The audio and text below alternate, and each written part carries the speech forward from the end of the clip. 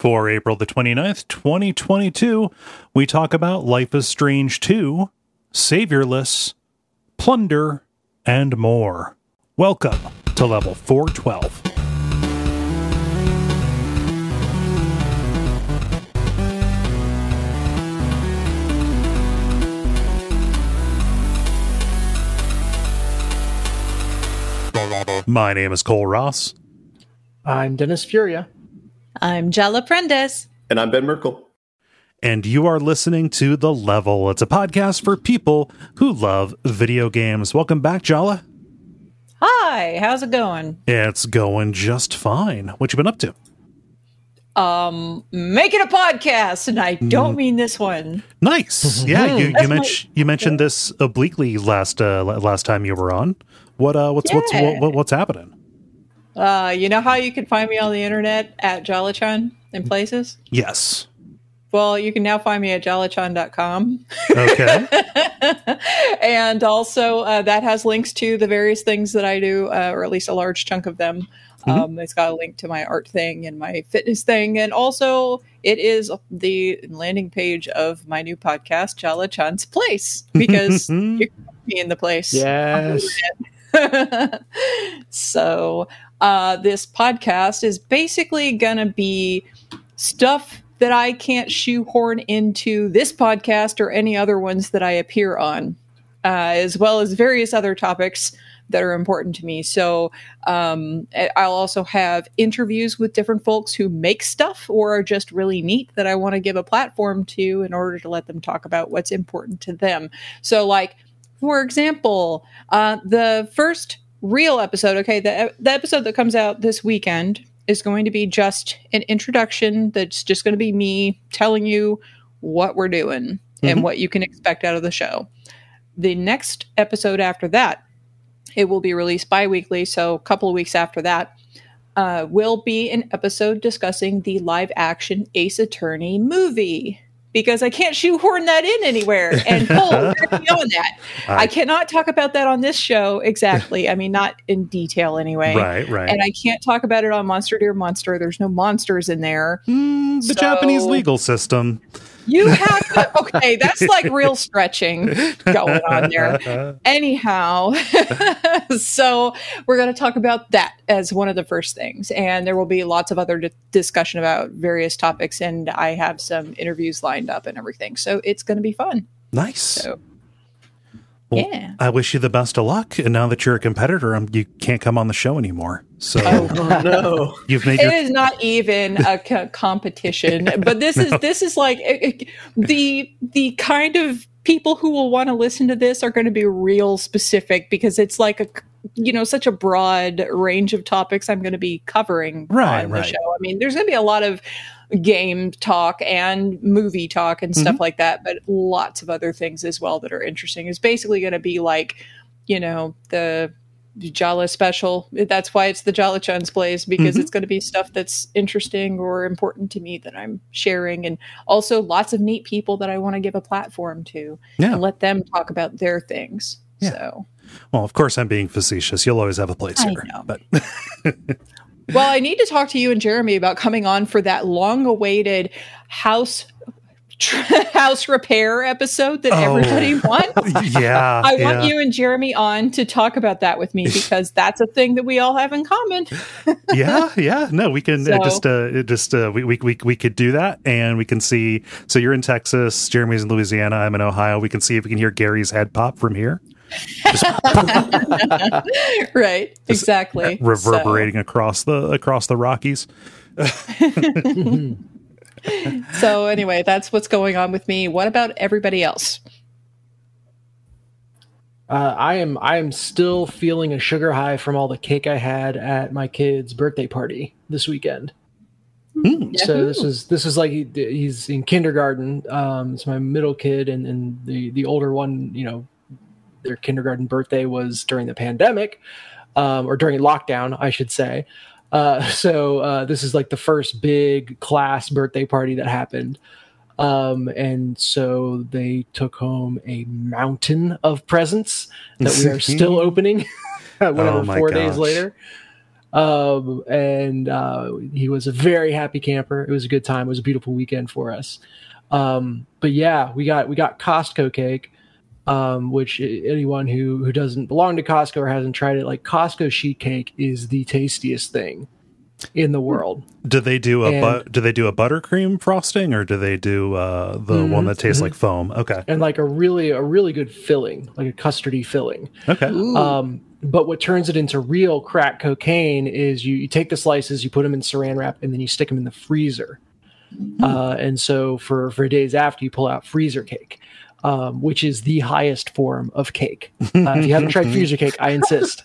Yeah. Specifically with Costco sheet cake, it will change your life, and quite possibly give you diabetes. But worth. If you, I regret nothing. If you eat a Costco sheet cake while you're watching Kramer versus Kramer, is that a custardy battle? No, that's a food fight with Costco cake. Okay, all right. Moving on. Yeah, so yeah, that is my weekend, and some fun stuff came out of that party and that birthday. Well, happy birthday to the middle one. That's good that he got buried with presents, and I hope he shares. Hope he shares with the others. Yeah, he's doing a surprisingly good job. Milo has a kind heart and is a good sharer. So. Oh, that's good. Aw. Mm-hmm. Yeah. How about you, Ben? Not too much. Over the weekend, I went to a Seattle subreddit / Discord meetup. Okay. And so that was in excuse me, I'm getting worked up just thinking about it. We went to a park, and it was just like a lot of internet people. So it was like, kind of like similar crowd to like probably people who listen to this. It was like nerdy, kind of introverted, but friendly people. Mm-hmm. We tossed a frisbee around. We played hacky sack. I was sore in muscles I didn't know I had from doing that. And then in a slight bittersweet news, this morning on the subreddit, I found out that somebody who was at the event tested positive for COVID. Oh, geez. Yeah, I tested myself and I tested negative, so I'm feeling okay. And most of the people are saying that they're testing negative, so might have been that they just got it afterwards. But yeah. Was this was outdoors, right? Yeah. Okay. So we were in a park, so everyone was kind of spaced apart and stuff. And but this was a Seattle Discord, or what was the theme of the Discord that met? This part's weird. So it's from the Seattle subreddit, but then it's also a Discord channel where everyone like communicates and talks and stuff. And they have somehow divorced themselves from the Seattle subreddit, and they claim that the people of the Seattle subreddit are weird. And so I don't understand it, but it makes perfect sense, if that makes sense. Okay. So, yeah, I don't know. But, factions and infighting on a Reddit-related thing? Exactly. No way. Yeah, on an internet community-related thing? Yeah.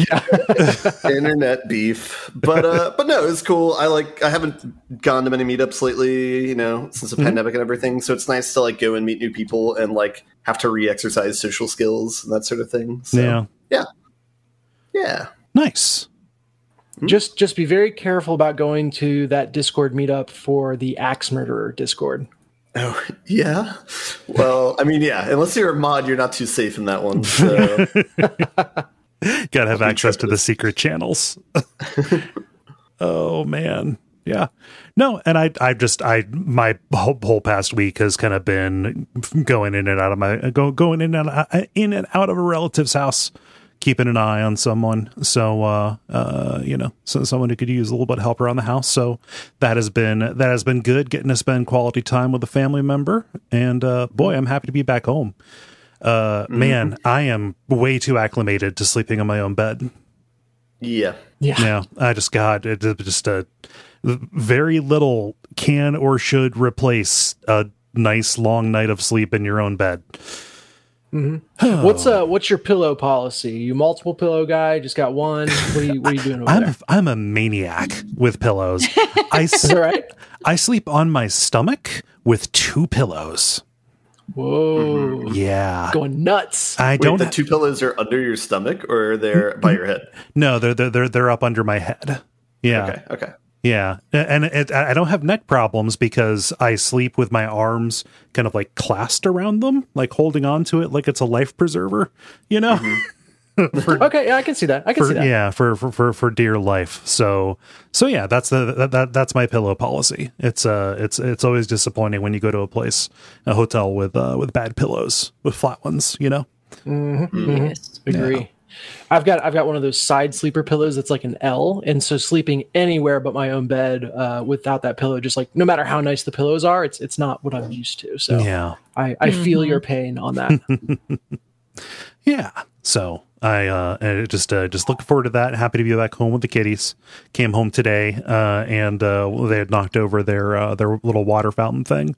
So that water had been sitting on my laminate flooring for a while, which pretty sure voids the warranty. So, oops. Oh well.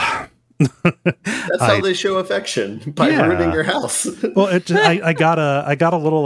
This was a couple weeks ago. I got an area rug for this office because the old one was kind of coming apart. I just kind of cheaped out on it. It had a cheap backing, but I just put down this nice area rug with a nice sturdy rubber backing, you know, so it wouldn't slide around. And I'm real happy with it. It's dark blue. It's got a nice pattern.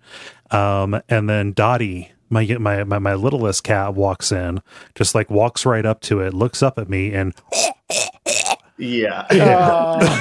just right on it. It's like, welcome home, motherfucker.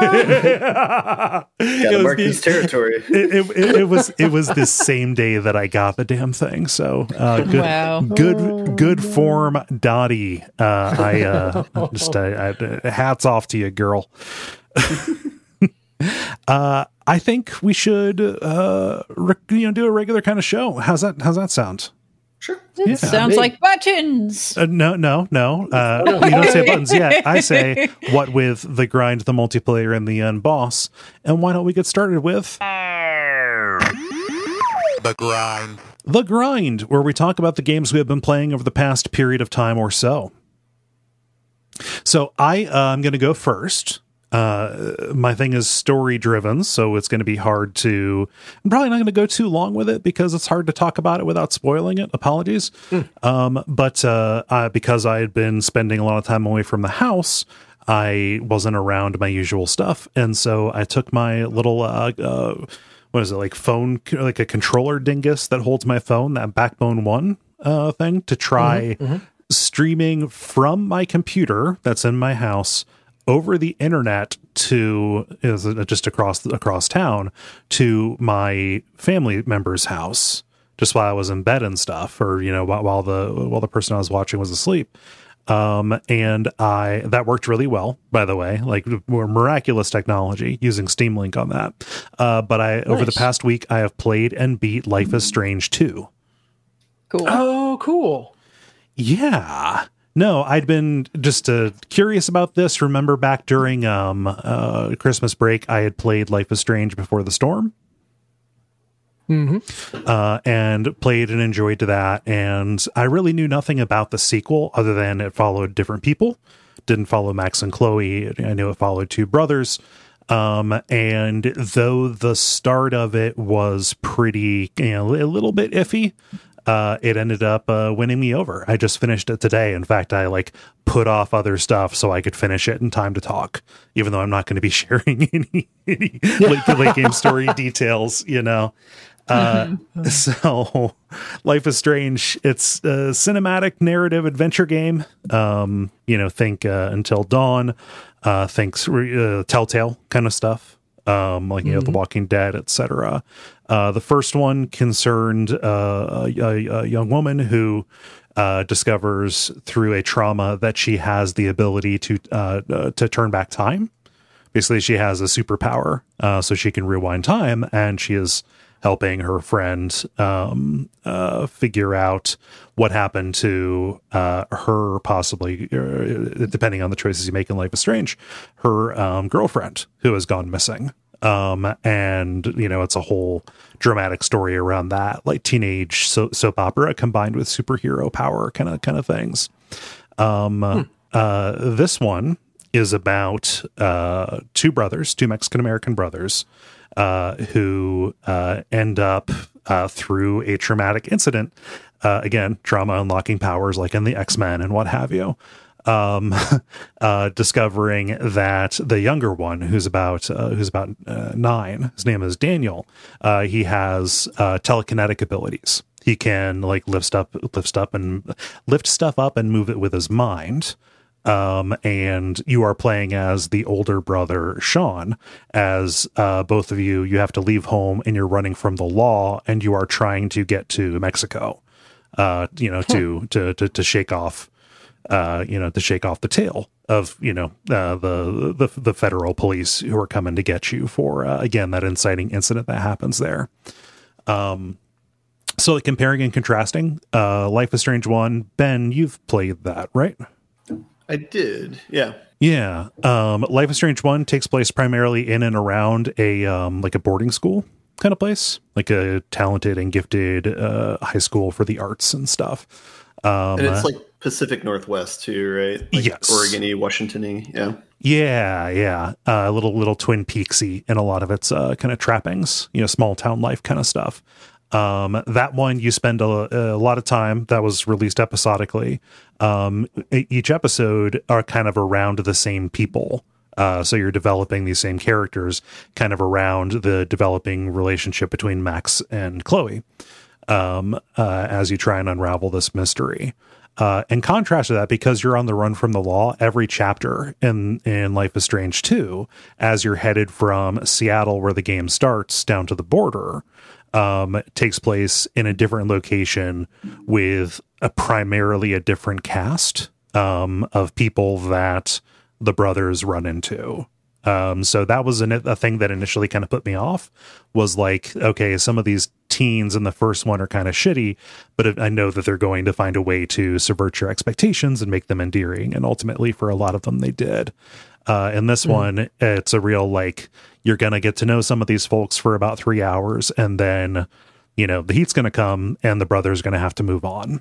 And I think that maybe there were just a couple of missteps in the first episode specifically that made me wonder, like, okay, are we going to get any like real time, kind of seeing the brothers interact with different people, but by the time they hit like the late second and definitely the third episode is amazing. They kind of hit their stride from like a storytelling point of view, where each chapter kind of felt like it had its own thing after it had set up the premises and the rules and stuff. So that was cool.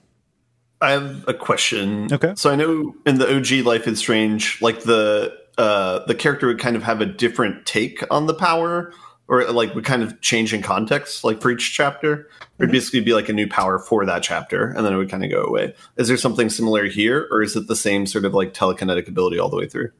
So as events progress, Sean trains Daniel to be able to use the powers with more control, Okay. So he just ends up being able to do things more intentionally, and ends up being able to do like really impressive stuff with it. Also, the first game took place over the course of like 7 days. This one takes place over, months. It goes from like late summer of one year to like early summer of the next year. Okay. Yeah. Something that does end up changing is, so in the first game, you play the person with the powers yourself. You can turn back time, and that makes sense for that power because, if somebody else was turning back time, how would you perceive that? That doesn't make any sense.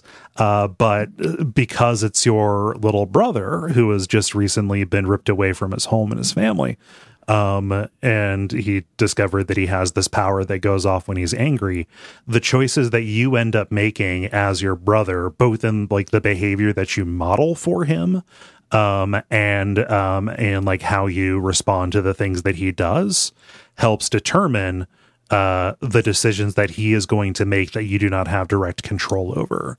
Oftentimes related to like how flippantly does he decide to use his powers, or just like broadly, like we're on the run from a law. What do we compromise of ourselves to survive? Right. So, basically, if we can justify committing crimes in one context, will he understand that he shouldn't do the same for like petty or selfish reasons as it goes? And I think that's a super interesting take on this decision-based gameplay kind of deal. Obviously, there are places where the choices are going to bottleneck. You know, there's some things that are going to need to happen as dramatic incident to kind of like usher you along to the next act, to the next chapter. But as with any of these games, you know, even though there are those bottlenecks, the primary difference is expression, right? And even though you might not be able to change the broad strokes of where the story is going to go, your Daniel is your Daniel. You taught him, you know, not to steal, or you taught him to, you know, not use the power to mess around with animals or stuff like that. And I think that's pretty cool. And it ties into bigger stuff. Like it ties into bigger decision points or like how certain things turn out. It sounds this very is feeling reminiscent. too close to raising an actual child, where everything you do, you see show up later in their actions. Yep. What were you going to say, Ben? Yeah, it sounds really reminiscent of Walking Dead, like the first series of it. Yeah, with Clem. Yeah, exactly. Yeah. It's really it's neat. It's a neat system, and I think they end up using it to tell a pretty good story. Like what you said there, Dennis, you just like, okay, it's like raising a kid. You know, you're not around your birth family aside from you and, you know, you as the brother sticking with your little brother at all costs. But like when the game started settling into, when the game started hitting for me, is when it started really like looking at kind of the theme of found families along the way kind of deal. Which is like you meet people on the road, some of which are monsters and some of which are racist toward you because, you know, you are Mexican American children. But you also meet like really helpful people who invite you in and help take care of you and stuff like that. And just the ways that those dynamics work and how they're informed by like what drove people away from their given home to find a chosen home, you know, and how that affects the dynamic is a really neat way that the story kind of plays out. You know, and some of those found families fall apart due to due to some of the choices. It's, you know, you are a destructive force that is going through, but you have to figure out how to minimize that. And I'm guessing it's engineered so that you're going to have to alienate someone. Like there's we kept everyone together and nothing went bad. Right. That's you know, at there can't be a happy ending for everybody. Yeah. And that might be all that I have to say without spoiling things. You know, I know it's weird to be coy about it because it is it's like a 5-year-old game now, I think, something like that. But but when the story is that central to the game, it is. Yeah. Like, I understand it. I guess I should say, like, the story is not directly related to the original Life is Strange. It's more of like a tangential kind of thing to the point where it's weird that they call it Life is Strange 2, because that kind of implies that it would be picking up with Max and Chloe. This is only tangentially related. So, you know, elements and stuff do pop up, but like they're kind of establishing this, and I'm really curious to see where it goes with True Colors. With Life is Strange 3, if this is really going to be just a series of extremely loosely connected like anthology stories about kind of people on the outskirts, of being able to grow up and in safety, developing these powers and trying to figure out a way to get along with them. I have no idea of like if the third one's going to come in and like put a bow on anything, right? So are you going to go on to the third one then after this? I think so. I don't know. It depends. I've got a lot of homework to do. It may be back into the deadline mines for a while. But I'm curious. I'm definitely curious, and I can polish off a series, and that always feels good. Yeah. It is like the one advantage of it being like very like anthologic, is that what is the word? Is like they can do whatever they want with the storyline, right? They can actually have like definitive endings for their characters. Because I know like in the first game, like there's definitely some very substantial endings for some of the characters. So, that would be restricted if they would have to do the second one. Maybe. Yeah, I'm sure. I mean, at a certain point, it will just feel weird if everything gets tied together. Yeah, Yeah, and there are some things that it'd be like, I wonder how they would work that in. But then again, there was stuff from 1 that was surprising to me that popped up in 2, given how far flung things are. So who knows? I don't know. I just I've got goodwill towards this series, and it's nice from the perspective of having kind of a bit of a low effort thing to play. Honestly, it worked playing that over Steam Link because it doesn't require like split second reflexes. You know, the the accessibility options are real good. And there should be no more button mashing in games. Every game should have the option to make it so you just hold the button whenever one of those comes up. Please and thank you. Yes, that was one of my favorite things about The Last of Us 2 from a interface standpoint. Yeah. You know, I don't. That is not a physical requirement for me. However, it is still really nice to have. How do you feel about a button mashing segment where it actually doesn't matter like how much you press it, but it just presents itself as if you need to press stuff a whole bunch, but then basically everyone passes it? Wait, Hideo Kojima? What? Yeah. Wait a minute, Ben, did you design Metal Gear Solid 4? Oh, no. Oh, man. So, any other questions about Life is Strange 2? Yeah, it makes me want to play it. So, yeah. It's nice. It's short. It's I don't know. I think all in, it was like 14 hours, something like that for me. Mm-hmm. Nice. Yeah, and I streamed some stuff, but it was all really slight. So I think I'm gonna cede the floor to whoever wants to go next. Jala, you weren't here last time, so I'll go to you. Okay. Everyone will be happy to know I don't have as much to say today as I did the last time I was on. Aww. But I do want to cover some things. You do. You just have a separate podcast for some of it now. I know. It's now overflowing into a completely different show. Yeah. Okay. So anyway, the first thing that I will mention is I'm excited to announce a few updates to Saviorless, developed by Empty Head Games in Cuba. This is the first indie game made by folks over in Cuba. So I've talked about this game a few times over the past several years when they worked on developing it, and then due to the closure of Cuba and the leaving of the programmer and then having to find a new programmer and all of that, like it's been, having a lot of challenges to face over the years. Anyhow, they just released a new beta demo that is available on the Steam page. I streamed both the alpha and beta demos recently, and they're archived on YouTube at Jala-chan. Each one is about 20 minutes long. The alpha trailer was available only to backers of the crowdfunding campaign on Indiegogo 50 million years ago.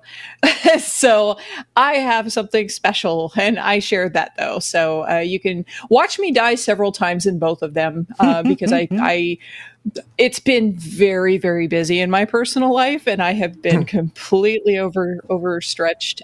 So I was a little scattered both times I was trying to do the thing. But I did it, and you can watch me at the kill count. I think I need, if I start streaming again for any like real amount of time, I'm going to need a kill counter. And I'm going to have to figure out how to make that widget happen. I can send you a link to that, because I did that with when I was streaming old Souls games. I had one of those for a while. Okay. Yeah. Well, I mean, just because like in general, I die a lot in games because a lot of times, especially if I'm streaming, I'm not focusing on the game. So I play it so much better if I'm just left alone to just look at the screen. But if I'm paying attention to chat and also trying to talk about the game and then do the game, like that's splitting my attention up in a bunch of ways.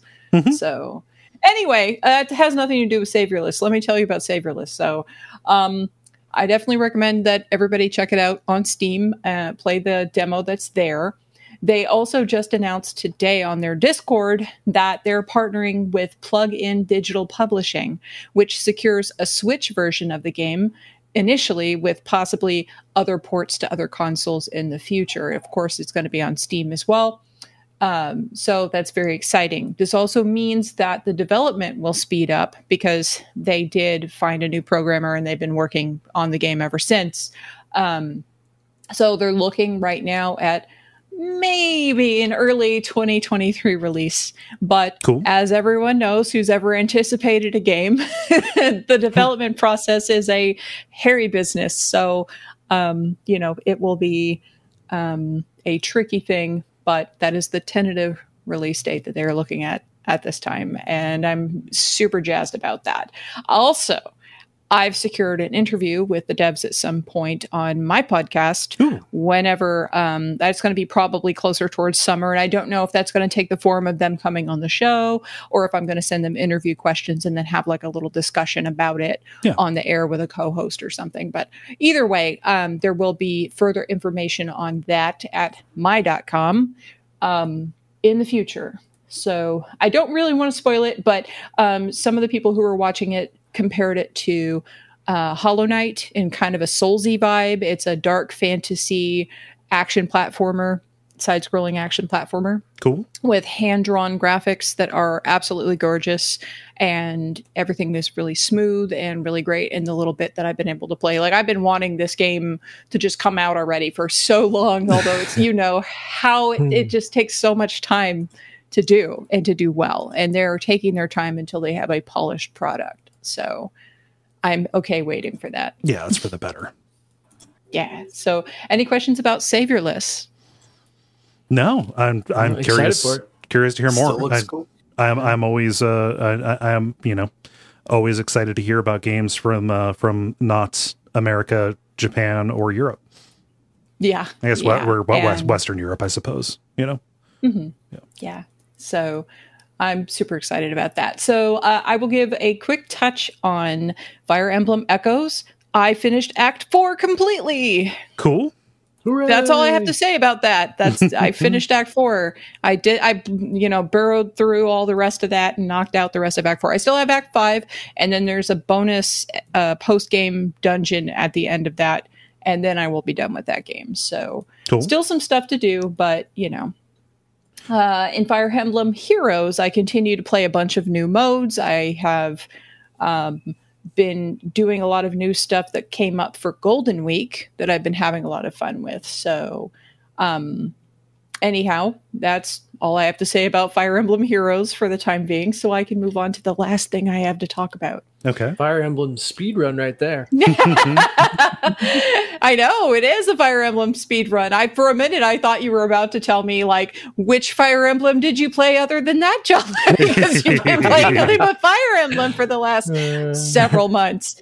No, the last thing I have to talk about is Tomodachi Life. So this was a 3DS game that was released in North America in 2014. It's the sequel to the Japan exclusive DS title Tomodachi Collection.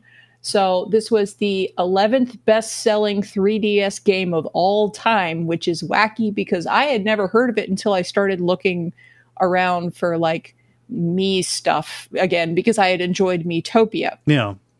So it's a Sims-like game where you have an island with a bunch of Miis on it that you can design, and you give personalities to them and you can name them, and they interact and have a bunch of mundane problems that need to be solved, and you're the one to solve them. Of course. You can adjust not just their appearance, but also how fast or slow they move, what their voice sounds like, and all the different aspects of their personality via a whole series of sliders.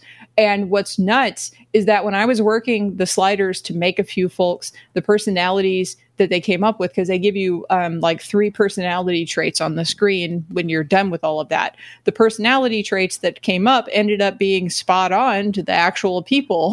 Oh.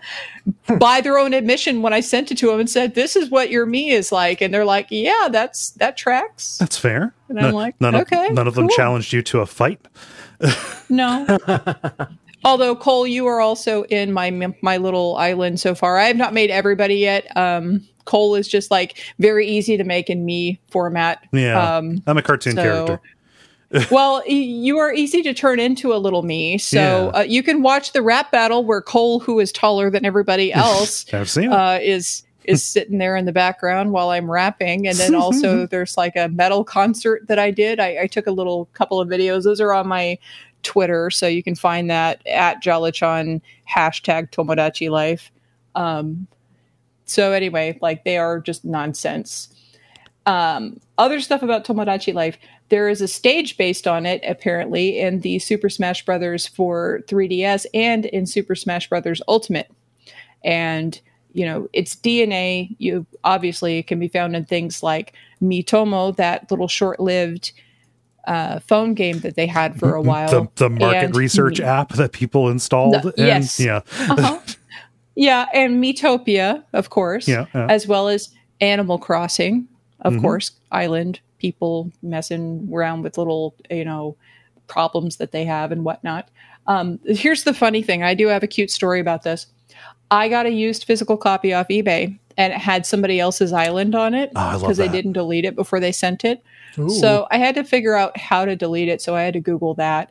And then when I went into the town hall in the game to delete everything, the prior owner's me protested and said, "You're not really going to delete me, are you? I don't want to be deleted." Oh, no. And then when I still deleted it, it said, "I hope we meet again someday," which sounds real serial killer to me. I was like, I think it's going to come murder me in my sleep. It's going to just find me and come back and kill me, I think is what's going to happen. Mr. Rossetti from Animal Crossing pops in with 2 grenades in his hand, in both of his hands.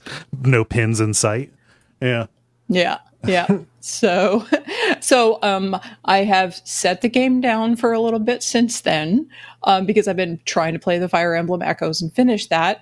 But that's a little bit about Tomodachi Life, and it seems like it's one of those. It's obviously a never-ending game that just kind of goes on repeat until you get sick of it. Mm-hmm. So it does have little events that happen that are scheduled to occur every day, and like different things will happen throughout the day. So, like there's different stuff that you can watch, but there's obviously going to be a finite amount of different events and everything. I will probably come back to the show and talk about it a little bit more at a later date, just because it'll have some cute, weird thing that's happening. And I'm just going to have to talk about it and share it because it's silly, just like with Miitopia. Nice. So that's it. That's all I got. I guess my question is it really okay? Does it give you goals to work towards? Like, are there individual skills for the different Miis that you have? They have levels associated with them, and that like unlocks different stuff that you can get for them. You can change their house and do other different stuff with them, and they have jobs. Like, I went to your apartment in the little apartment complex, and you were at your part-time job somewhere, and I tried to find out where you were working so I could come and say hi, but I never found you. You disappeared off the island for your part-time job, apparently. So, yeah, that was my only question.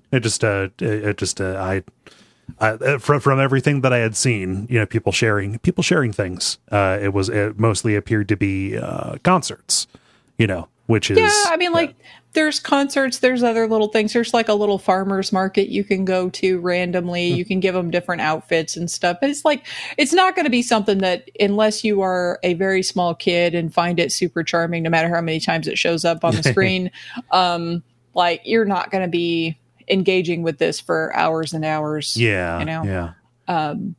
So I will say that my me is running around in a hula skirt, and I gave her a hula video and she was very happy. And as a side note, I actually have done some Hawaiian dance via video that I randomly picked up at some point or other. So that is actually a thing that I have done in my life.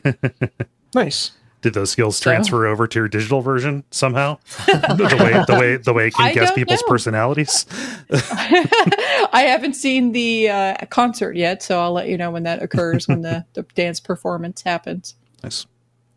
I can see you coming back in rage. I'm a way better dancer than that. What is going on? So that's all I got. Cool. Somebody else? Ben, Dennis, someone? You said Ben I'll first. I'll go because I only have one tiny thing. I played Terraria last week with some friends. Okay. This is an old ass game. Has anyone played it here? I don't know if we've ever talked about it. I've only ever fucked around with it. The closest thing that I played was Starbound, but that game kind of fell apart in development. Okay. But similar deal, kind of a 2D Minecraft. Exactly. Yeah. 2D Minecraft's a good way to describe it. It also came out around the same time as Minecraft because they both reference one another in their menus originally, saying that this other one's a good game, you should check it out. But essentially it's similar to Valheim, even though Valheim came out afterwards. It's there's different biomes. It's a randomly generated world.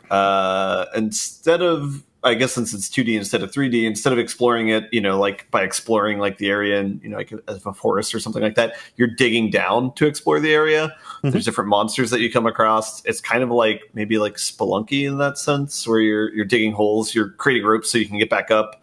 And then there's like traps and stuff when you go down.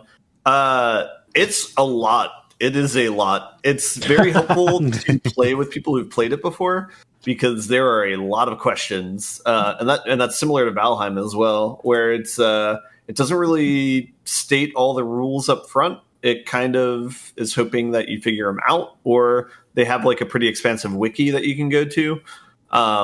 So that's just what it is, I guess. Like some games are like that, I guess. I think it's the nature of like the continuous release game where, I mean, Terraria was playable in a very simple form, and then they have built on it and built on it and built on it over. You said it, it came out around the same time as Minecraft, so it has increased at least as much in complexity. Yeah, I was gonna make that point as well. Yeah, where it's like you're seeing this end product, but it's gone over so many iterations that it's hard to tell. Like, okay, what was the base game and what's being added on? Yeah, you get a few options when you generate the world, where it's like there's blight and a curse or something like that you can either force on, or you can make it random whether it's there or not, and that's things that will affect the world over time.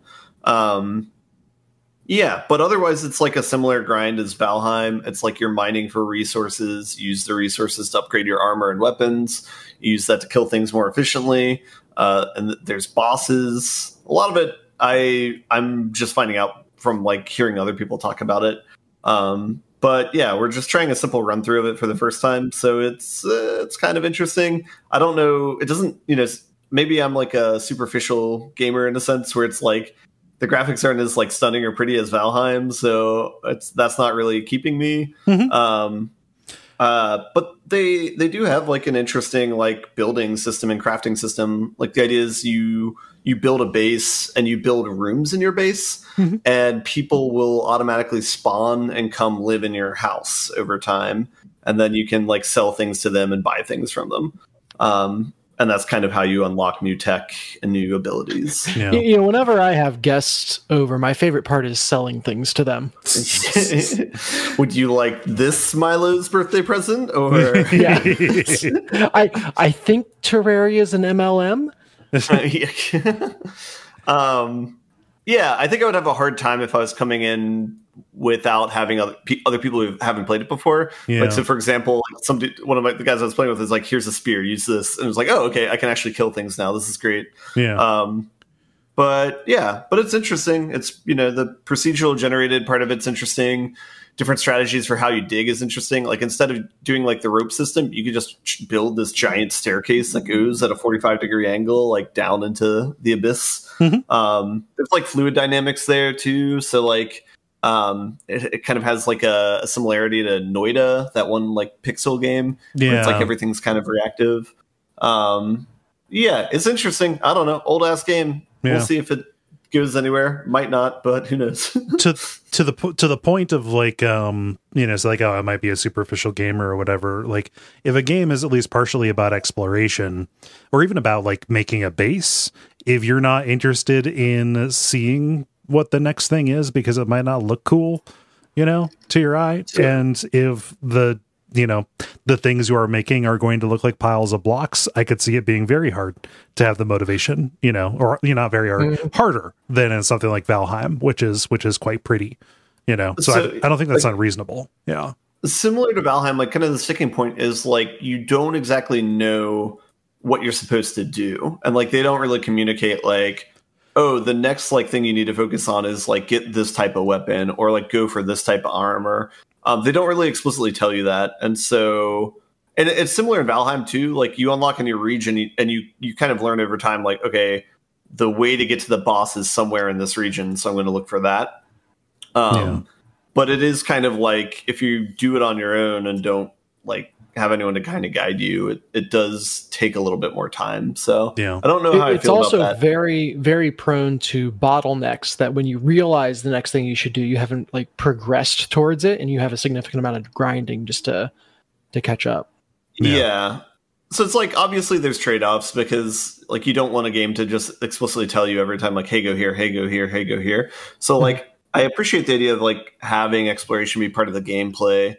But at the same time, if like nothing is communicated to you at all, then that's kind of rough as well, because it feels a little bit like unfulfilling to like, okay, let's go to the wiki and see what I have to do. And then instead of the game telling you this, like you're going somewhere else to tell you. That's like a little unsatisfying. So I don't know.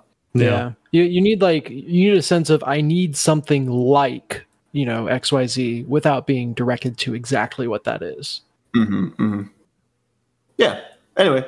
Whatever. I don't want to spend too much time talking about it because it's an old ass game, so it's not 100% relevant right now. So, yeah. Cool. Dennis, round us out. Yeah, I've got 2 new games, 1 video and 1 board. All right. So, I mentioned that Milo took home quite the haul. One of the presents, and this one was specifically from me and Jen, was new Super Mario Bros. Deluxe. Oh yeah, that game's fun.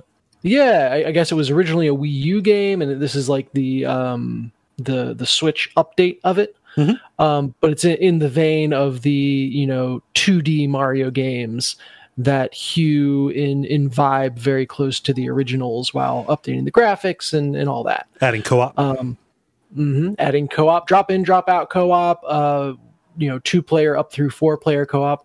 We have not been brave enough to try to play with our kids because the last version of the game was like New Super Mario Bros. Wii. I think Jen and I played together pretty extensively, and that was a very difficult game. Yes.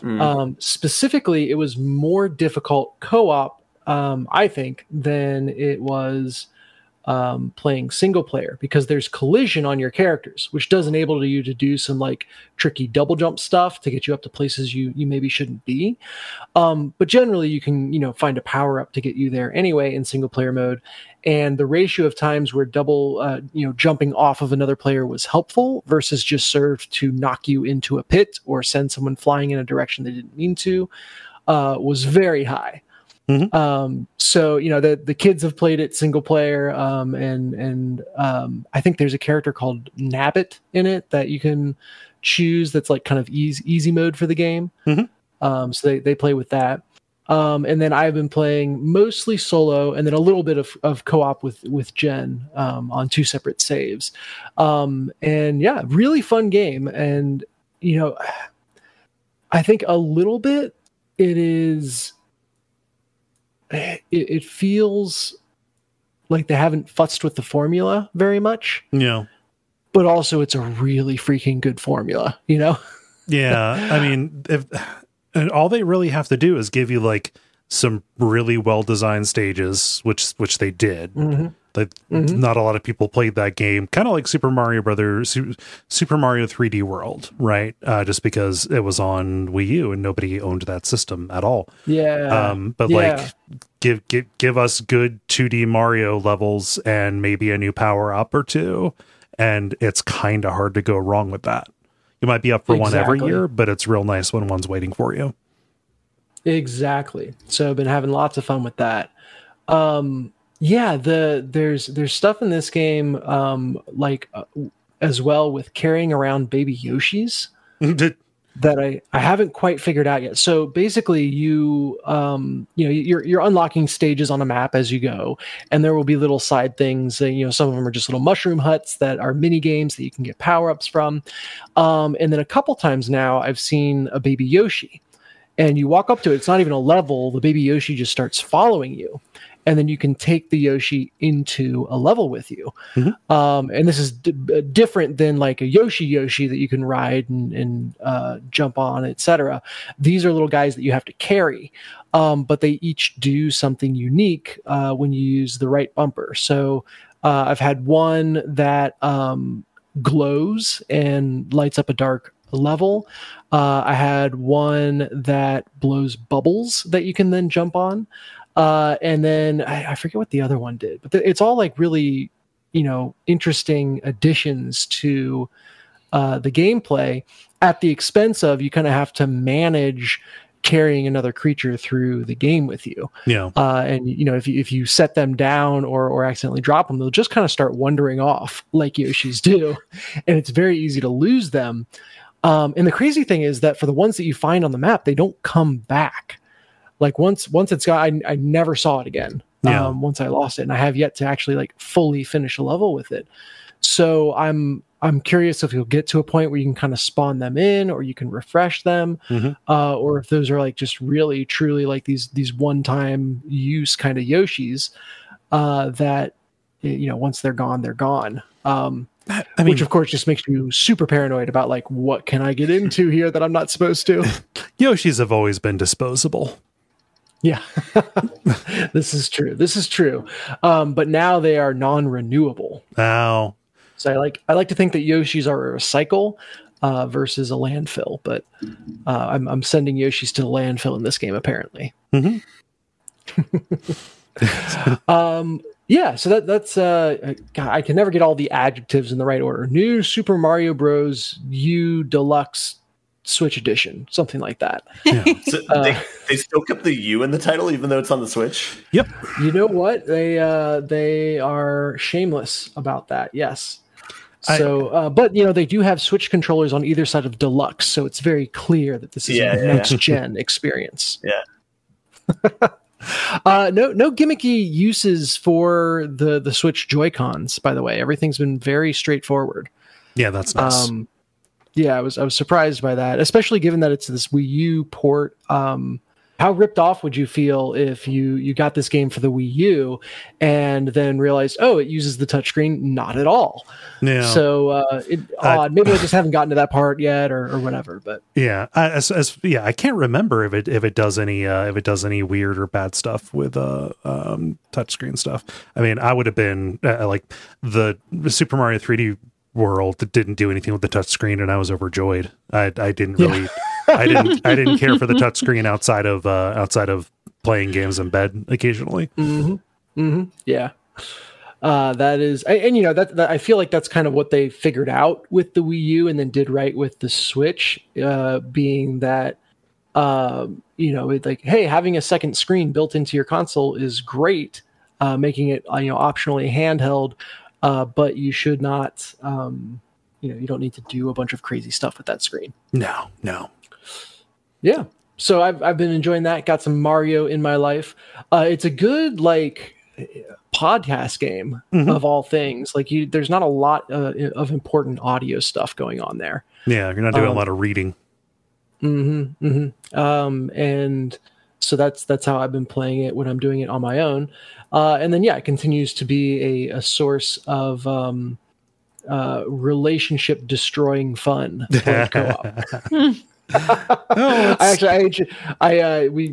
Jen and I will do a date night that's just kind of a couch date a couple times a week, and I came to her and I was like, so there's something I want to bring back into our marriage that we haven't done for a while, but I think we're up for it. Will you play Mario with me? we must retest our union. Yes. We pass. We will diminish and go into the east, or whatever it is. So that's been a lot of fun. And then I also played. Well, any other questions about that? No. Cool. I also got together for a game night and played a game called Plunder. and I've played it a couple times now. It is a pirate game. Okay. And I have very little reference for Settlers of Catan, but in talking about it with the friends I was playing with, they're like, yeah, it's like a Catan where you can be openly aggressive towards the people you're playing with versus just kind of passively screwing them over. And funny enough, that makes for a way more relationally comfortable game. Okay. So funny, the theme of my game is testing in the games this week is testing relationships, I guess. But in Catan, when you can kind of like cut someone off from resources or refuse to trade with them, or I think stick the robber on them, that sort of thing. But it's all kind of that passive positioning interaction. And that just causes a lot of fights. Like it feels like you play that game and you come away with a lot of ill will. However, in this game, you can just be like, yeah, I'm going to attack you. Or you could trade with me. But if you're not going to trade with me, I'll attack you. Yeah. And that just like that option and that kind of being built into the game of like, hey, it's just business. It's just piratey business. It makes it, I don't know, just a lot more fun. Like it's a little bit more overtly competitive. And the game is kind of built around that a little more. And so it's just, a little more comfortable when you are screwing over your opponent. Yeah. So the game is a grid, a big rectangle grid, and it's got a bunch of islands on it. Everybody starts with one pirate ship and one port, which is an island that is small enough to kind of be a starter island. And from there, you kind of go sailing the seas, looking to take over other islands, destroy your competitors' ships. And then the big thing that makes the game interesting is find treasure.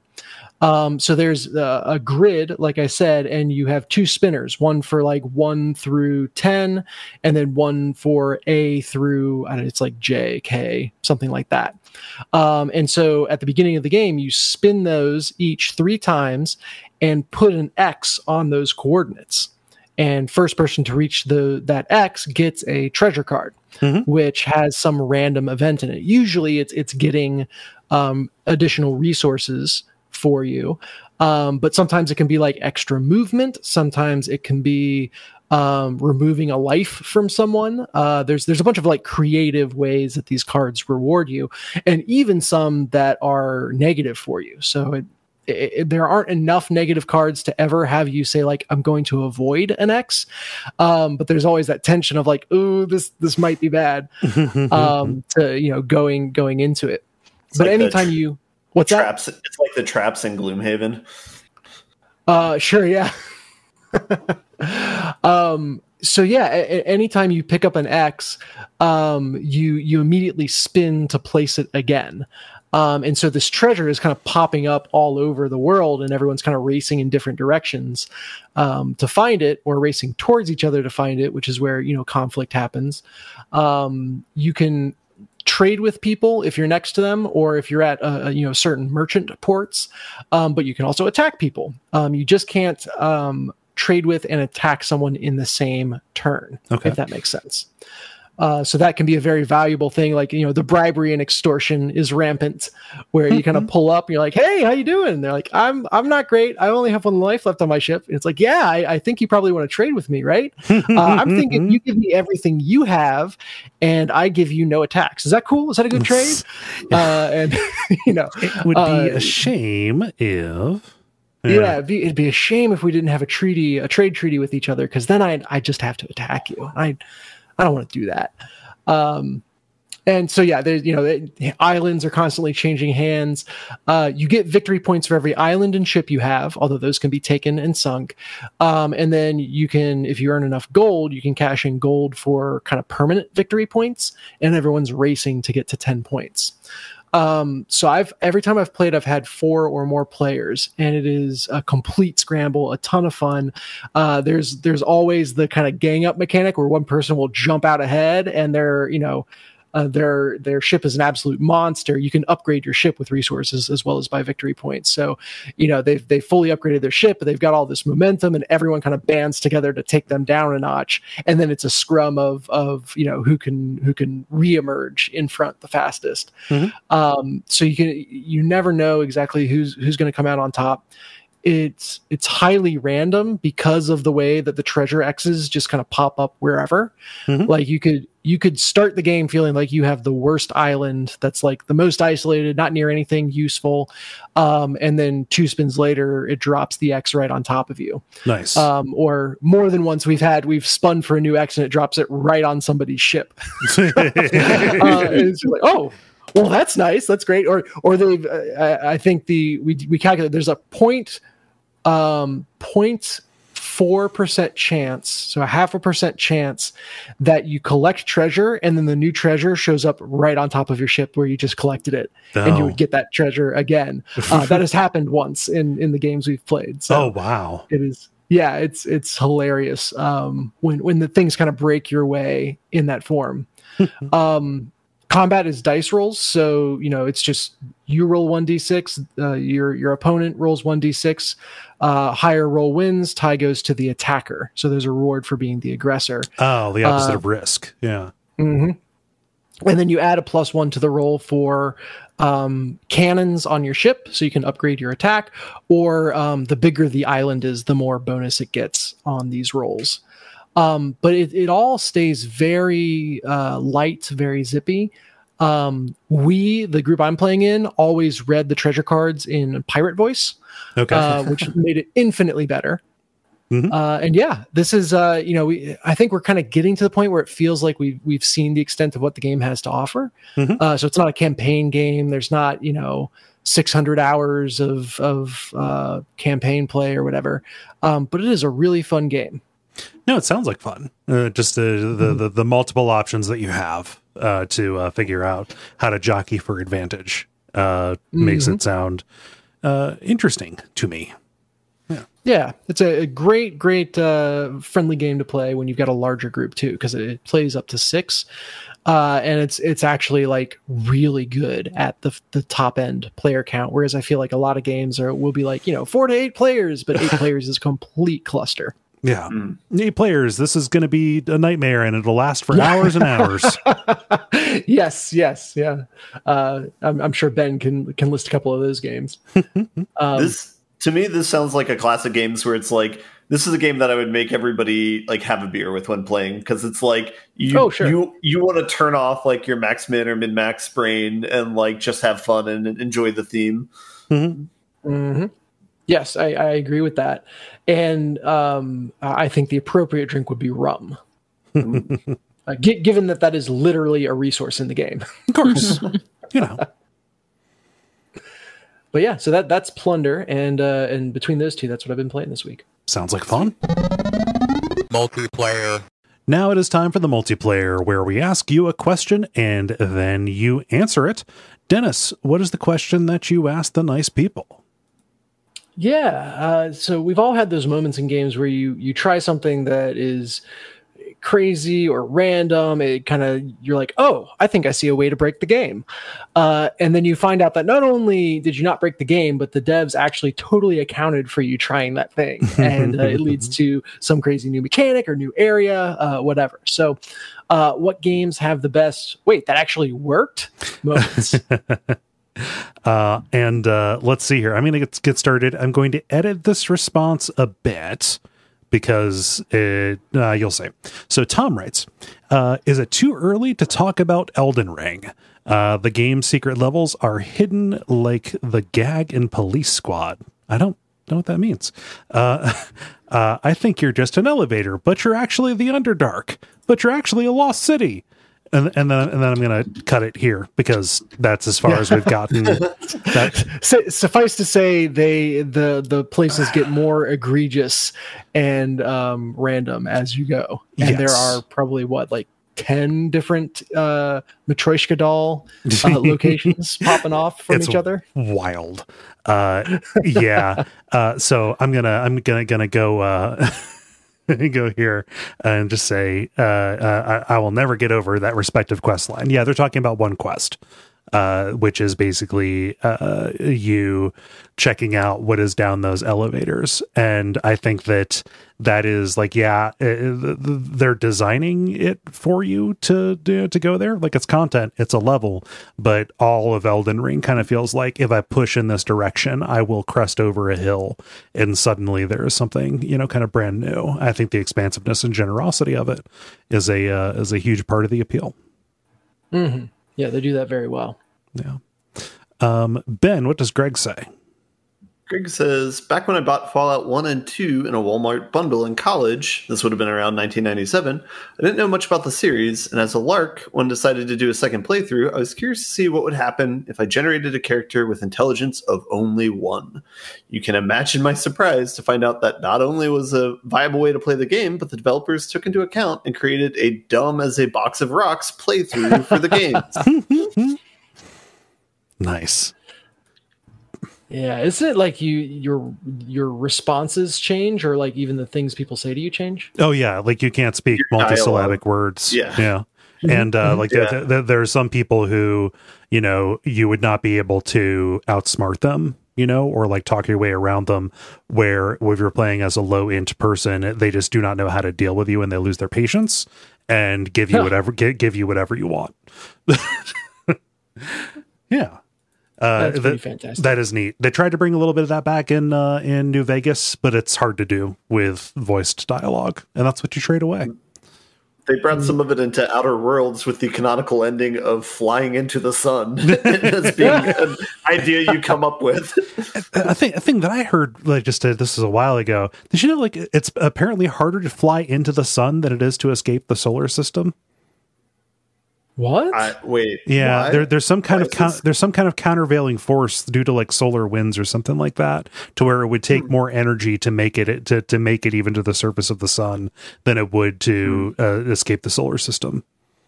And I wonder with like the escape, it's like they're including like zipping around things like they did with like Voyager. So yeah, I don't know. Okay. I don't know an awful lot of details, but for some reason you mentioning that just brought that up as a factoid. Let's see, Jala, what does David say? David says, Mass Effect 2. After getting Legion at the end of my first playthrough, I just had to get him/it, or they, earlier on my second playthrough before Tali's missions and bring him with me. Yeah, I lost the entire crew from my ship, but the extra dialogue was worth it. Yeah, Legion and Tali are oil and water for understandable reasons. Oh gosh, man, it's been too long since I played those games. Let's see, Dennis, what does Jeremy say? He says using the ballista in the pursuer fight in Dark Souls 2 had to be quick.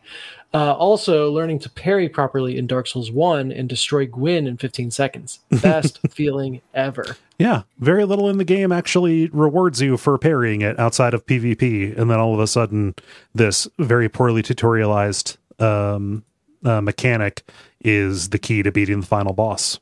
Yeah. Yeah.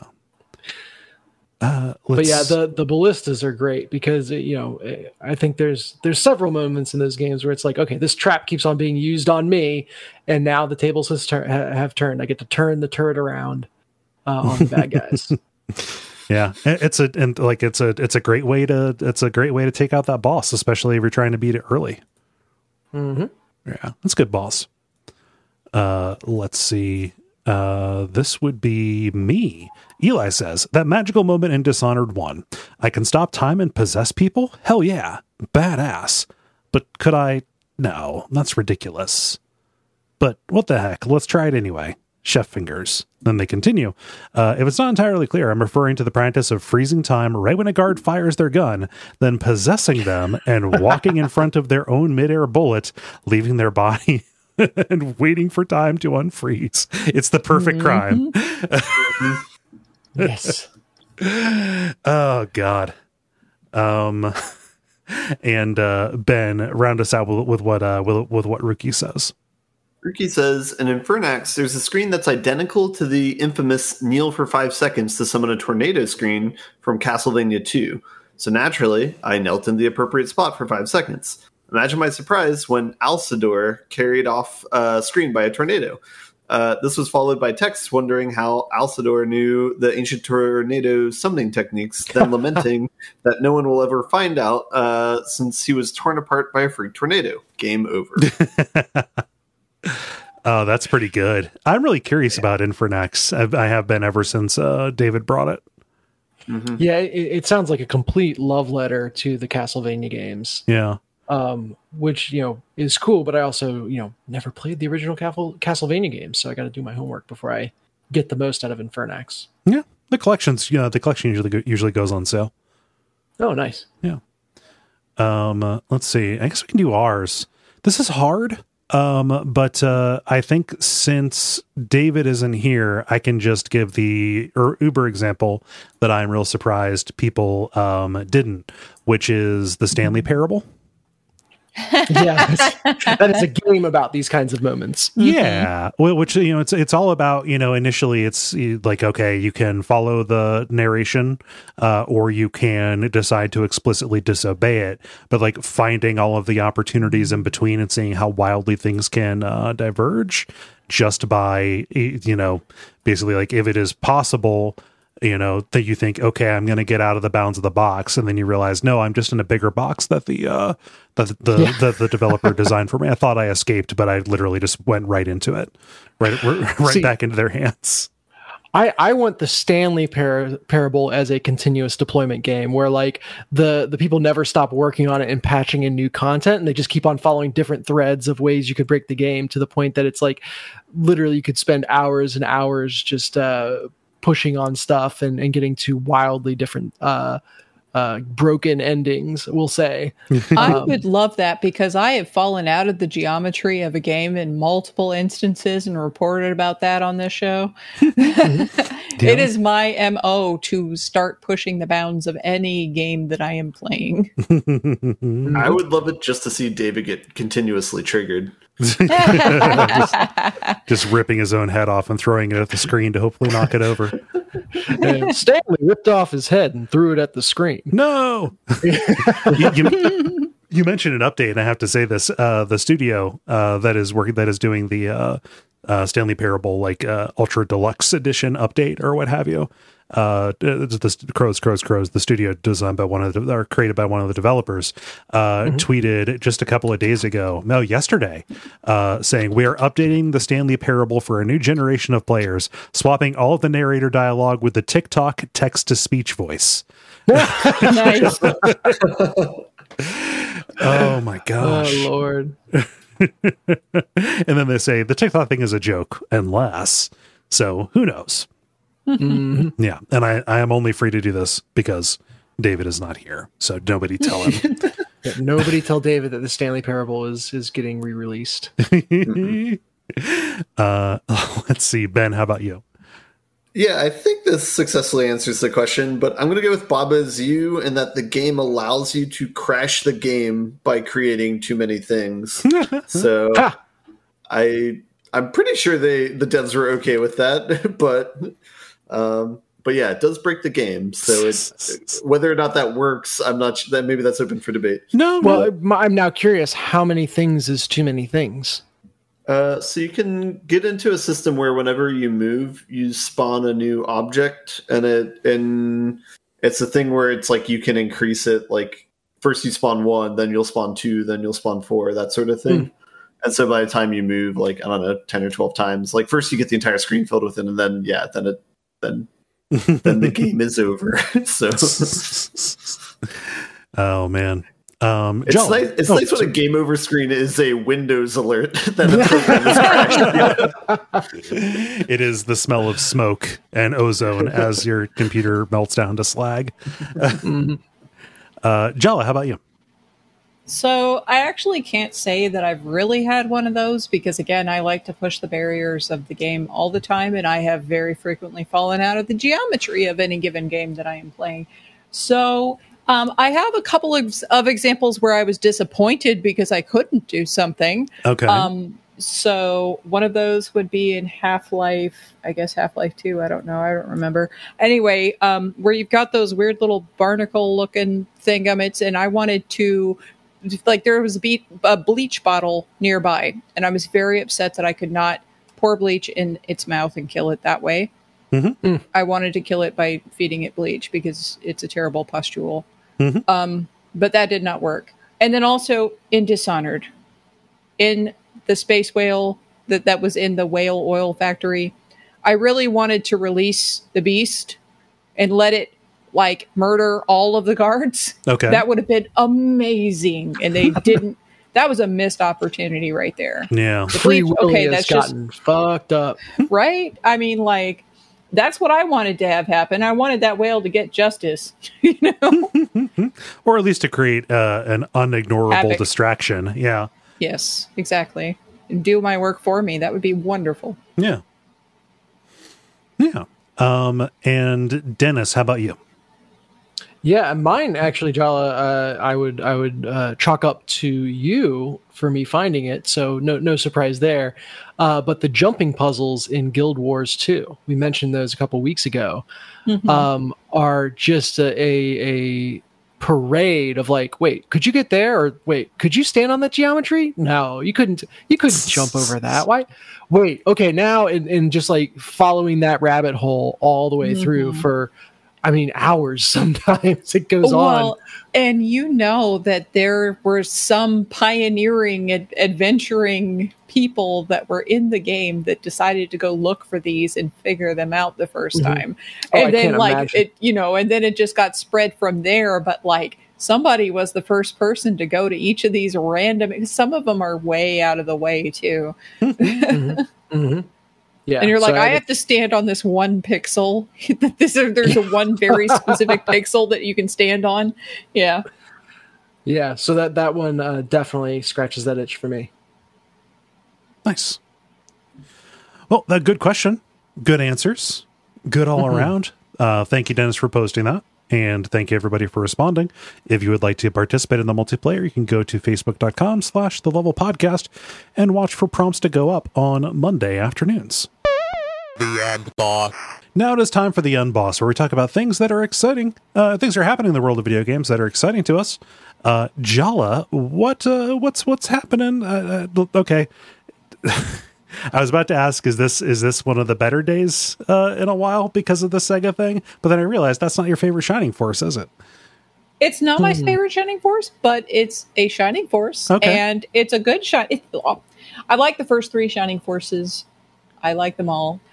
This is the one that I probably played the least out of the first three.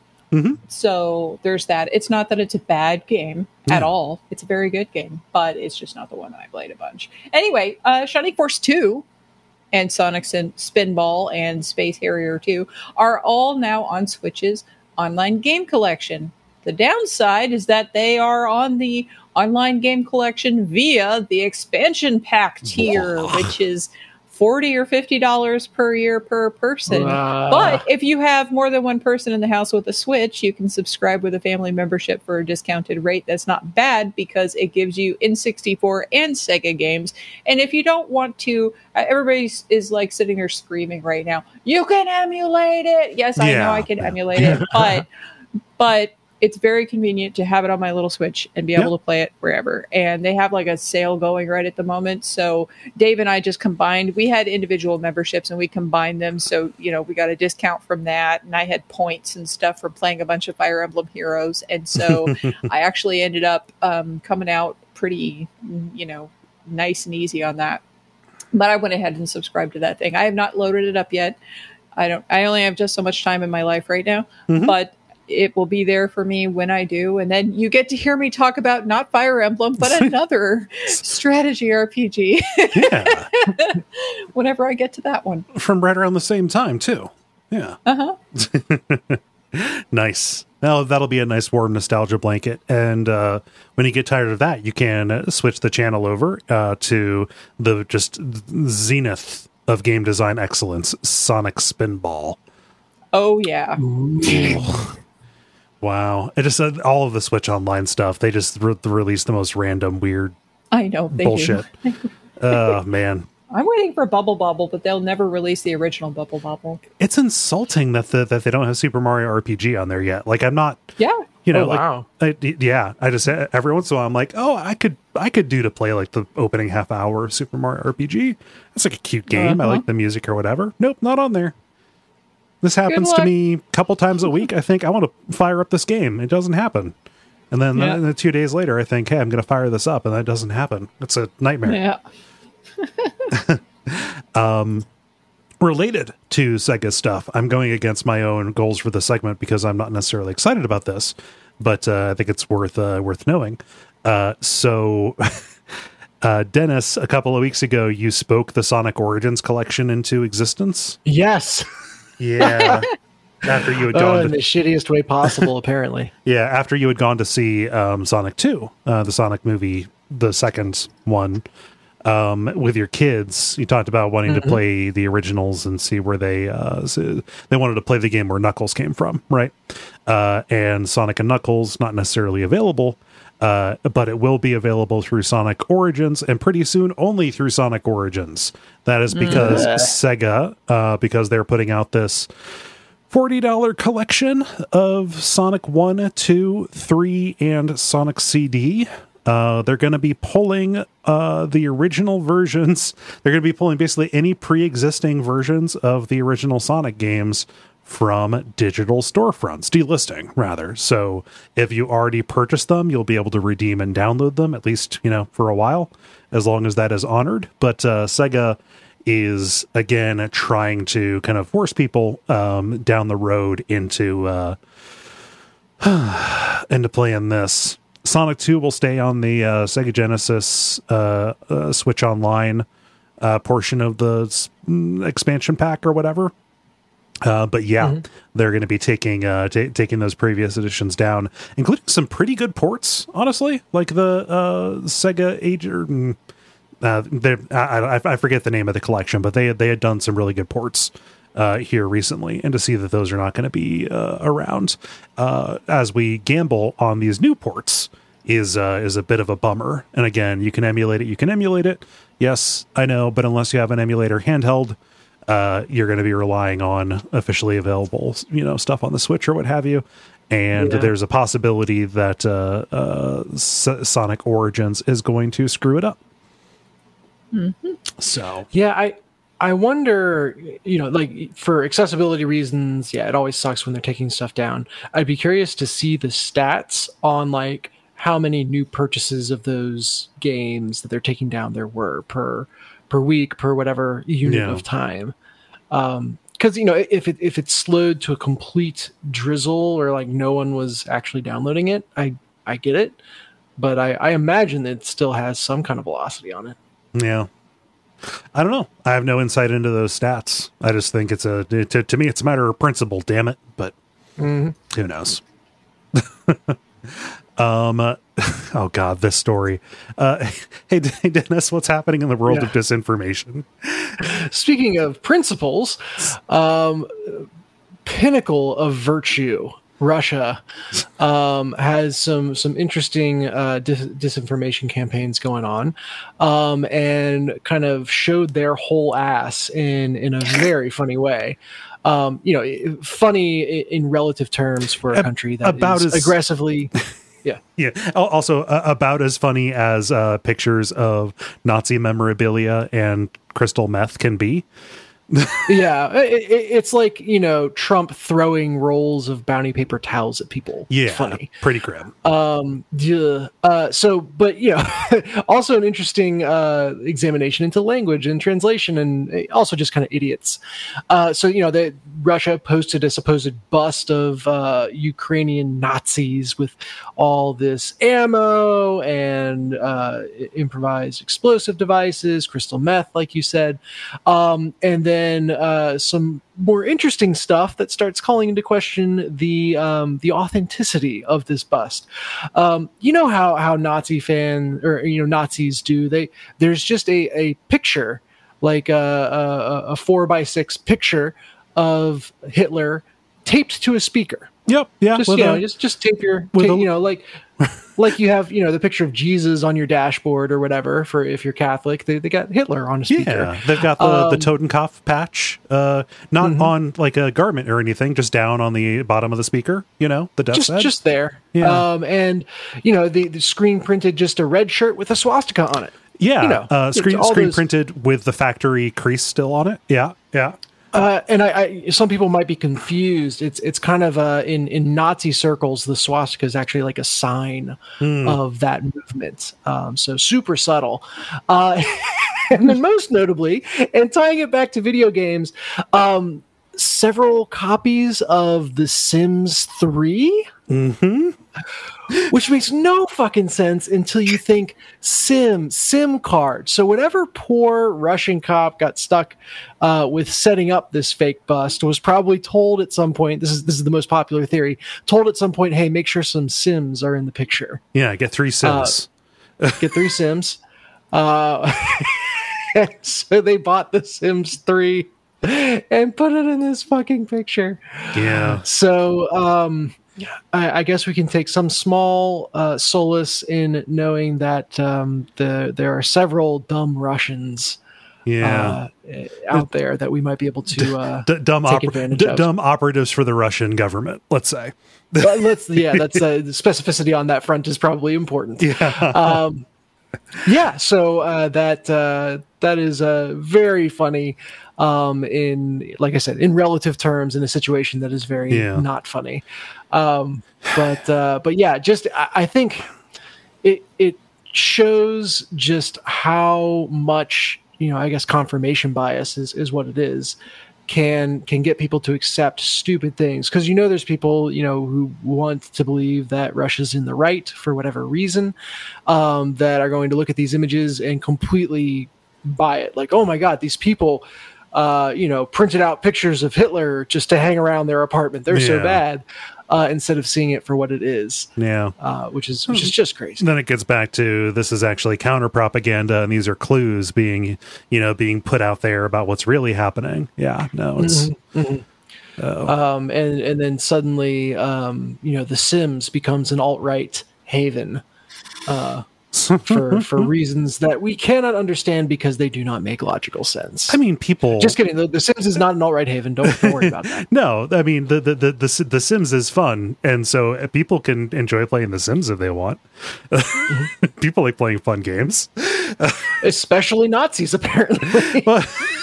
No, including. Oh my God! Oh, good Lord! God, what a nightmare. At least if they're going to be monsters, at least they can be incompetent. Yes. Why those two things? It is a strange blessing that those two things go together so frequently. That continues to be incredibly bleak. Yeah. Well, I'm happy that one of us brought this. I'm happy that you brought this because that this happened at a time when I wasn't taking notes about stuff. So it crossed my Twitter timeline, then it went away. So yes. And Ben, I really don't know how to segue to yours. What's up? Yep. Well, I'll segue. And since things are looking bleak, here's like a ray of sunshine to end out the show with. Aww. It's something I discovered this past week, similar to the game I talked about. It's very old and it's not really relevant. But I found out that Polygon hosted a stream 4 years ago where they intercutted lo-fi hip-hop beats to study to with Waluigi clips, and it's for 12 hours long. So we were listening to this while playing Terraria, and every time like you forget that it's like, oh, this is just like a lo-fi hip-hop channel, Waluigi will come in and just make your day that much better. Oh my God. Yeah. So what is on Waluigi's test? That's what I want to know. Yeah, that's a good point. There's, I think, Waluigi Ethics is somewhere in there. There's a book on cheating in the foreground. Yeah, Ethics is one of them. That's every question is just wah, A, wah, B, wah, C, wah, D. And then it's just and then just an essay question. You are gonna lose. And it's open ended. Please write a 3-paragraph essay. Yeah. And it seems bespoke enough where it's like I don't know, I don't think they did it programmatically. I think some poor soul like went in and edited this and made this 12-hour long video. So, but like, does unique stuff? I'm scrubbing through real quick, and it looks like it's a pretty small loop of just his head moving slightly. I'm not talking about the around. animation. I'm talking about like the sound bites, the audio. Yeah. Oh, he's cut into the audio. Yes. Oh my God. Yeah. No. So you'll be listening to the, to the tape loop beats and whatnot, and you'll get a wallet drop, dude. I'm sorry. I clicked on the link and it popped open extremely loud on my headset. So while I was trying to get that volume down, is when you must have specified how Waluigi is involved in this. That is excellent. Yeah. No, this is good. I've started. I've started. Okay. You used to joke about the lo-fi hip hop to study to kind of stuff. That stuff is actually fun to put on in the background as you're doing other things. If you're tired of listening to the same Godspeed You Black Emperor albums, like I sometimes get to be. As we all do. As we all do, yeah. Putting those on. Or there's like Square has put out like lo-fi chill versions of like the just Final Fantasy music and stuff. It's all dorky shit. But no, it's an aesthetic I'm down for. Yeah, absolutely. And Waluigi can only sweeten the pot. Ain't that the truth? Yeah. Cool. Well, that sounds like a show to me. How do you all feel about buttoning it up? I feel buttons. Yeah, there we go. The credit. Thank you so much, everybody, for listening to this week's level number 412. Hey, Greta. Greta's giving me some ankle time. She knows the show's about to end. Just a reminder, because we can never say it enough. Well, yes, thank you. Thank you for your support. People who listen to the early release feed on Patreon, this show doesn't necessarily come out terribly early or early at all, just because of the way it's edited, just put together. We don't really record it with a huge lead time, but this is posted on there. If you've been getting the show from that feed, the early release feed is going away because we're replacing that perk with other stuff on the Patreon. I'll post an update both on the Patreon and on this feed with where you can go to get a new kind of combined feed with everything on it if you so choose. So that part isn't going away. It's just the early part of it. So do not despair. We've got you taken care of. But otherwise, you can do all the usual stuff. Tell your friends, ratings or reviews in whatever podcast directory you choose. Jala, where can people find your new show? Jalachan.com. Yeah, Jala's place. Jala-chan's place? You missed a chance to do jalachan.place. I think we joked about that when Jala mentioned it last week when we were off the air. Still good. Had to get that one on air. There's no .place TLD, and it would take hundreds of thousands of dollars to make one. Yeah. So better start the Patreon now. I've been Kole. You can. I'm not going to do Twitter because fuck that. You can watch my streams on Twitch.tv/Duckfeed.tv. I've been Dennis Furia, and there are no safe corners on the internet to find me. You can find me in the Duckfeed Slack, which is still an amazing place. And yeah, just at me. I'm always happy to chat in the Duckfeed Slack. A wonderful place. I'm also Jalachan in places. Anywhere you can find me there. Yeah. And Ben. And I was worried that you were going to cut me off there, Cole. No. I've been better. And stick around for some titles.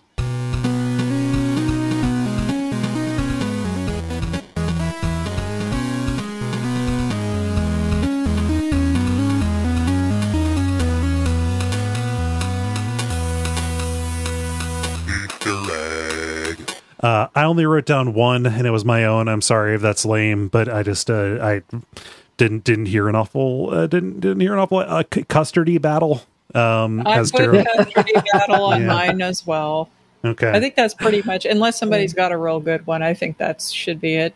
The other one I've got is Pillow Policy, but that's not nearly as good. Yeah, that's just alliteration. Dennis, what you got? The only other one I had was Whale Justice. Whale Justice.